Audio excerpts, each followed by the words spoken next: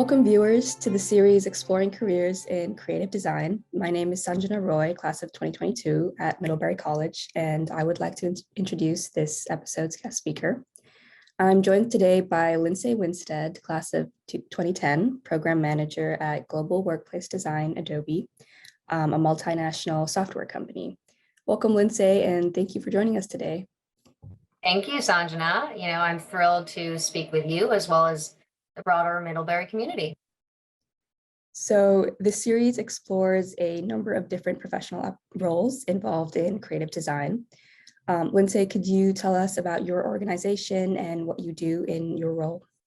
Of course, yeah, happy to dive into that. So really at its core, obviously, as Sanjana mentioned, I work for Adobe. And at its core, Adobe really is a software company that specializes in the creation and publication of a variety of graphic content, anywhere from print to illustration, video, and photography. The company was founded 40 years ago on the principles of translating images and text from a computer and into print. The founders, John Warnock and Charles Geschke, really wanted to show the world their technology and actually presented this technology to Xerox, who inevitably declined. And so they ended up starting Adobe. Adobe is probably most famous for the invention of the PDF, which most of you will probably know, as well as some of their other flagship products, including Photoshop, Illustrator, and InDesign. So with all that said, in my eyes, Adobe is really a creative company founded on the ideals of expression and limitless collaboration. I really value, this breadth of expression that one can gain through all the formats of collaboration Adobe has to offer. And really, I'm proud of being an artist of the built environment, working with a company that prides itself in artistic creation. So jumping back into me specifically, at Adobe, I'm a program manager for the Global Workplace Design team. I'm responsible for all the physical spaces, predominantly office space, that Adobe owns, also leases and builds around the world. So as a program manager, I manage architectural projects, mainly tenant improvement, as well as workplace projects such as remote work policies, workplace utilization programs, and standardized workplace guidelines. Hopefully that gives you a good look into kind of my role at Adobe specifically. Yeah, as someone who's explored quite a bit of Adobe software, it sounds like a really exciting company to work for. It's great. I'm surrounded by a ton of creative thinkers, both on the architectural side as well as on the software side. So it's been a fabulous experience. Yeah, and I'm also interested to hear about what really excites you most about your work and what you find most challenging or interesting about it. So design inherently is a subjective form of art, and no one space is right or wrong. However, you can perceive and measure a level of energy that an environment or a space can create, and that's really what drives me in my day-to-day. While architecture is a form of art, I've always loved science and math behind that expertise, and I became interested in architecture because I love the notion of problem solving. With architectural design, there's always a problem to be solved or improved upon. So while there are multiple ways to solve a puzzle, how the end user experiences that space becomes a measurable result. And this end result is what drives me. Really daily, I'm asking myself, how can I improve the experiences of those spaces that I'm creating? Yeah, I've been thinking about architecture as problem solving a lot. And it's just such a different kind of creative problem solving than math and physics. And it's just so exciting. It is. There's, as I said, there's a multitude of solutions, and it really becomes a personal preference. It becomes an art in itself. Yeah. So on your day-to-day, when you're doing your work, what kind of audience are you keeping in mind? And what are ways in which you gather input for the work you do? Of course. So yeah, as an architect, I'm always designing for an end user. How best do employees of said company, let's say Adobe, work, and what will allow employees to excel and exceed, at their highest potential. These are really the questions that I'm confronted with on a daily basis. What is interesting about being in-house at Adobe is that I'm actually one of those end users, and I thus become a data point, in my research. After about 10 years of gathering information for clients through surveys and discussion groups, attendance and sentiment data, I found that how people believe they utilize a space is not often actually how they act within a space. So it's really crucial as the designer to gather data from observation. And in addition, obviously, to that statistical data that you can get from feedback. Yeah, for our thesis, we've been doing that with the museum design. So I relate Fabulous. to that a lot Oh, I as love someone who's that. actually going to use that space. Of course. Museum design is an exciting opportunity. I think there's a ton of creative directions you can go. Yeah, and the college is looking to build one very soon. Fabulous. It's applicable then. hmm so at Adobe, what does a typical day look like in your workplace? Sure. So it's fair to say that Adobe is really a meeting heavy culture. Due to size, there are a vast number of stakeholders involved. Adobe has over about 20,000 employees that live anywhere from, San Jose to Bangalore and beyond. So because of this, our offices cover a broad range of cultures as well as employee expertise. So my day to day is really centered around collaborating with cross-functional partners in an effort to manage global projects and workplace programs inherently. And so apart from partners, what are the people that you interact most with on a day-to-day basis? Sure. So being in-house allows me the opportunity to work with, a vast array of expertise, all of which are focused on enriching, Adobe's office space for an unparalleled employee experience. Adobe has created a holistic team that helps drive these decisions, and I work with a variety of internal partners daily whose expertise really encompass a wide range. We've got real estate, facilities and maintenance. We work with occupancy planners. We work with engineers, project managers, as well as brand and environmental graphic designers. So from an external perspective, however, I typically partner with architects and design firms who share a very similar expertise and educational background as I do.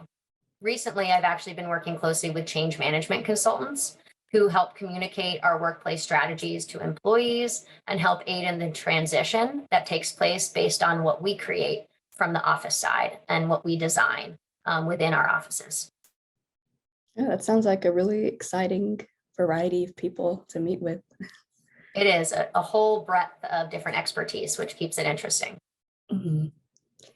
And about your role in particular, how do you think your role as a program manager in global workplace design has sort of changed over time in terms of the nature of the work, the skills, the tools that you use? Sure, of course. So over the course of my career, I've been on, I would say, two sides of the architectural industry. Obviously, one being on the design firm side, designing for clients. And then secondly, being in-house at a company, designing for employees, which includes myself. So what's most interesting about my role in being in-house at Adobe is that I am a client in the spaces that I design. I would say that my role as an architect did significantly change, however, by moving in-house. The day-to-day becomes more about managing design strategies and workplace programs throughout projects and ensuring Adobe's brand holds through across all spaces, as well as utilizing the space to support all different types of employee working styles. So while architecture and design are still at the center of what I do, I would say that my role has become more directive and management focused, essentially allowing external design partners to utilize their creativity on the front end. What do you think are the biggest challenges and opportunities shaping design going forward? Yeah, that's a great question. So while the discussion surrounding workplace is ever changing, we have everything from private offices to open floor plans now. There is a change in the discourse today, and that's mainly due to the post-pandemic environment. I would say today's discussion becomes more about how the office can complement the home setup, and it's not about how the home office competes with the work office. This isn't really the answer moving forward, and it never really will be. In today's society, where creativity and proficiency are ever improving, the office becomes a place where people can go not to complete individual work, but to engage with their colleagues. It's a place to feel the energy of the community and culture that they're really a part of. So I think the challenge is really, how do we create a space that satisfies this new hybrid employee? How do we design to promote community, culture, and inevitably a desire to really show up for the company that you're a part of? And for me, that is Adobe. I would say, the new mentality is not only about functionality. It really becomes a question of how spaces can promote interaction and provide areas for connection. Of course, there's not one answer. Each company's strategy is based on their own employees, and this will vary because of this. So Adobe's solution is going to be different than a different technology company's, but I think that this partnership between the home office and the work office still holds true.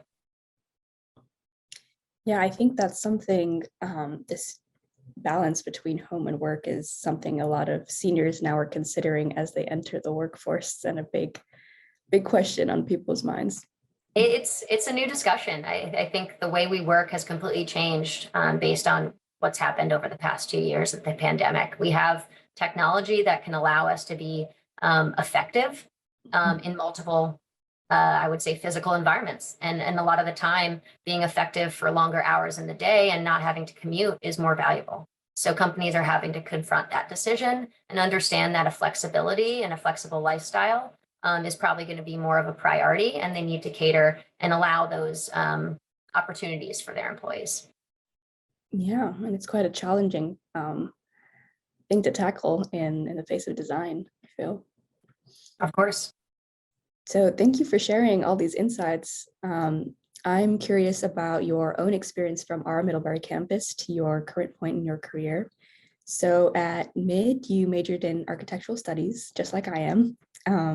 Could you tell us the rest of your story and what followed after graduation? Yeah, I'm happy to. And it's great to speak with another fellow architectural studies major. So, because of my individual path, which I'll get into, I'm a huge proponent of gaining professional design experience before committing or going back to graduate school. I think architecture and design is a long and demanding road, and I encourage all designers to kind of love that profession and love the environment that they're entering, as the school environment as well as the work environment do alter. And so gaining that experience before committing, I think is very valuable. And my career path actually follows this sentiment. So jumping back to your question, I would say that after graduation, I really wanted to experience the architecture industry, mainly because I wasn't entirely sure that this is something I wanted to pursue. I inevitably got an opportunity at this company called Davis Brody Bond in New York City and gained invaluable professional expertise. Just by chance, there was a need on the interior architecture team for the US Embassy in Jakarta, Indonesia, as they were designing that in the States and working internationally. So my experience while I was there really centered around programming, blocking and stacking, and security analysis, building out this space for the US Embassy in Indonesia. After about 2 years, I really knew that architecture was, in fact, what I wanted to pursue. So instead of entering the professional world with a traditional master's, I was able to find RISD's adaptive reuse program. And this program focused in the reuse of existing structures as opposed to ground up construction. I thought that this focus would really give me an expertise within the industry. And it would also allow me to approach the built environment with a little bit more of a sustainable eye. How can we repurpose the buildings that are built to last upwards of 50 to 100 years? How can we reuse them when their functionality is no longer used, how they were built, or that industry is obsolete? So knowing that I wanted to live in a city, my focus did cater to commercial development, inherently tenant improvement, which is kind of interior gut renovation per se. So after graduation, I got a job at Wrap Studio, which is a creative design firm based in San Francisco. Their work really centered around boutique environmental design. But being based in Silicon Valley, a lot of my experience was centered around workplace. And that experience only grew with the more companies and more projects that were brought on my plate. So after that opportunity, I ended up working for a company called WRNS Studio and helped build out their interiors practice. I was working on projects and working with firms like Facebook and Google, building out their workplace. And I learned pretty quickly that the in-house design teams at these larger technology companies really were the ones who dictated the design. And I decided I wanted to be a part of those teams. So I got the opportunity to join WeWork, and actually built a lot of their offices in the Pacific Northwest, Colorado, and Texas. Having relocated, east during the pandemic, however, and leaving WeWork, the availability for remote opportunities allowed me to utilize my expertise within workplace design from afar. And this is what led me to Adobe. So now that I am based in Washington, D.C., I'm still able to work within the Silicon Valley and technology culture. And that's why I've loved the opportunity at Adobe. So today, what I love most about Adobe in my position is actually what you mentioned earlier, is working with these non-architecture colleagues. I gain continuous knowledge and expertise from people who come from various backgrounds, and I'm continually challenged from all directions. And that's what I value in going in-house, more so than when I was at a design firm, surrounded by colleagues and design minded people building out their spaces. That sounds like a very rich and exciting career path. It's been fabulous. Definitely taken different turns along the way. So it's landed me in a great direction and great position for the time being. Yeah. And as someone who is looking for their first job after graduation, what do you think was most important for you in getting and landing your first job after college? That's a great question. Honestly, as I kind of mentioned before, I think my first job was really a shot in the dark. As I explained, I looked at architecture firms inherently, but coincidentally was placed on the interior architecture team at this firm, a Davis Brody Bond. But I haven't really looked back since. This experience has really given me a leg up, this alternate perspective within the architecture field. So while I'm a licensed architect, having this interior expertise has really set me apart from some of my other colleagues, which is something I would probably encourage. Find an area or a niche that you can kind of latch onto and pursue that. Yeah, that's great advice. I was wondering, I know you talked about your career path, but was there one defining moment that really put you on your current path that you are on right now? Yeah, so I believe my expertise in adaptive reuse actually gave me the leg up within this incredibly talented and vast field of candidates. I would equate this kind of, as I said, applying to college and finding that niche within kind of a broader topic. What can you bring that's different, that someone else, who has the same background or same interests as you can't bring to the table? So for me, it was really finding a master's program that was slightly off the beaten path. It was adaptive reuse, and that to me brought more of a sustainable notion into my vocabulary and my experience. Yeah, my thesis was based on adaptive reuse.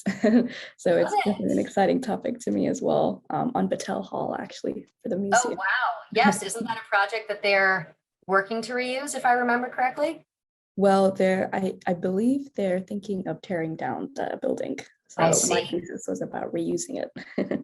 I love that. Well, that was my freshman year hall. So hopefully you can propose your thesis to the community and they can approve it.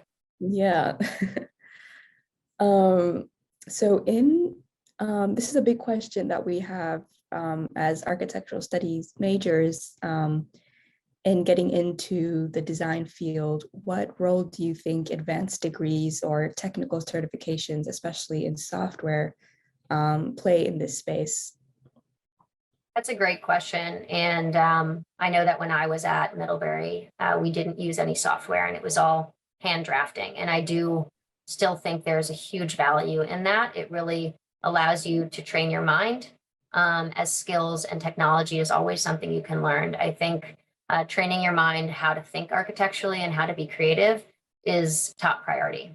In terms of advanced degrees outside of, technology specifically, architecture is really a hard industry to not have, a 5-year undergraduate or a 3-year master's degree. There are limitations when it comes to licensure, which make it hard not to take that more traditional educational path. With that said, once education is complete, the array of opportunities are immense. So I encourage those who do continue to look into non-traditional paths within the profession, areas like design strategy and thinking, research and development, or even interior architecture, which is the path I took. And what's next for you professionally?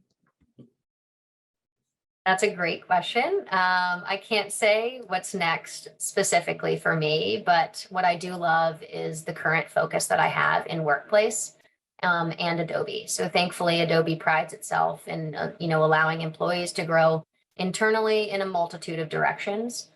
So I keep planning to learn and see how the work environment continues to change.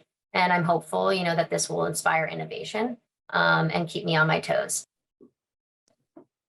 All right. Well, thank you for sharing these experiences about your career path. And based on all your expertise, I was wondering what advice you can give to current students on how to best prepare themselves for entry points into the design field. Sure. Yeah. So my advice would really be to stay open-minded. Like most careers, an architectural education opens opportunities for fringe career paths as well, especially careers that value design thinking and creativity. And you learn a lot of these in architecture and design school. So what you think you are interested within the field now may not be what you end up practicing. So I think the advice that I would give would be stay flexible, and it will lead you really in the right direction from there. And I guess you sort of mentioned this before, but more specifically, what types of experiences lend themselves to an entry-level point in this career field? Yeah, of course. And I think that today's society is really a little bit more open-minded. So I really think any experience or interest in creative thinking will help someone enter the creative field. I would heavily encourage internships, within design, architecture, or even an artistic field, as this provides value, and insight into the professional world. I personally took internships in auction houses, with an expertise in art as well as in design firms before defining specifically my path within architecture.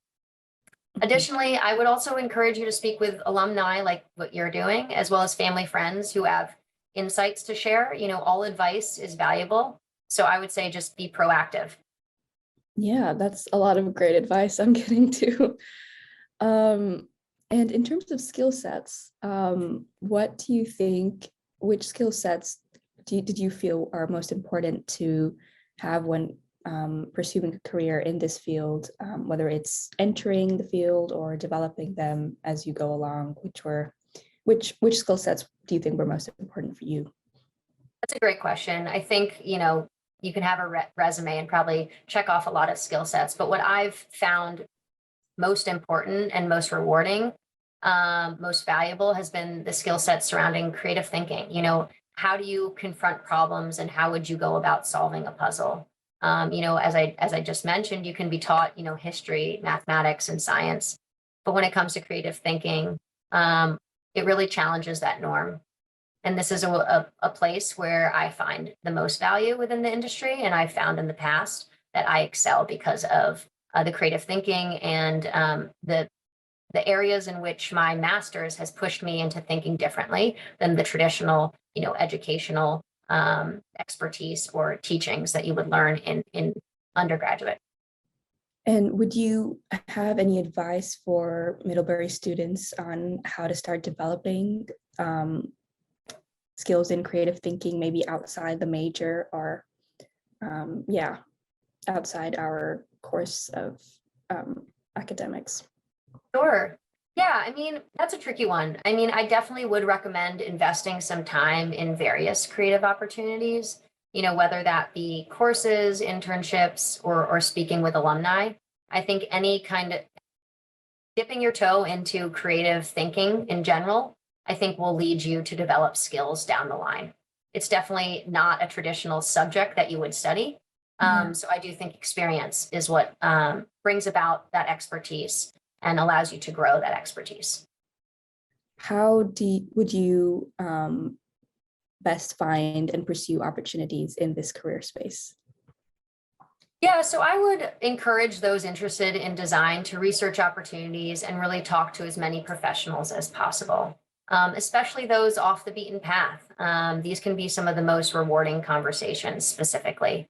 I know that within architecture, it's a very progressive industry, and sometimes the way you kind of look at the path in front of you can be a little bit more constricting, thinking about all the education. So I would talk to as many people as you can to really understand their path. There's a lot of people who've taken paths off the regular road and off that traditional educational route. While I am not one of them who veered from the educational side, I would say my path since education has been a little bit more atypical. So I'm happy to lend, my advice, as is a ton of family members, I'm sure, friends, as well as alumni at Middlebury. Yeah, that's definitely a strategy that I've been taking this last semester of college. I think that's a smart approach. There's never, as we said, solving puzzles, there's never one way kind of to get somewhere. And I would say that's definitely the case for architecture and design and the industry as a whole. Yeah. So I think that's a great closing note. Lindsay, thank you once again for your engagement with us and helping students to prepare for their first career decisions. Of course, thank you. It was my pleasure, and I'm excited to discuss, my careers with future alumni and you specifically, going into the real world. I'm happy to lend some advice. Yeah. So this concludes this episode within the series, Exploring Careers in Creative Design. In closing, I want to encourage viewers to tune in to get career perspectives and advice from a number of professionals in a broad variety of organizations in other episodes in this series. I also want to encourage you to tune in to other MIDDVantage series, which can be accessed through the Events and Programs tab on the CCI website. And thank you again for watching.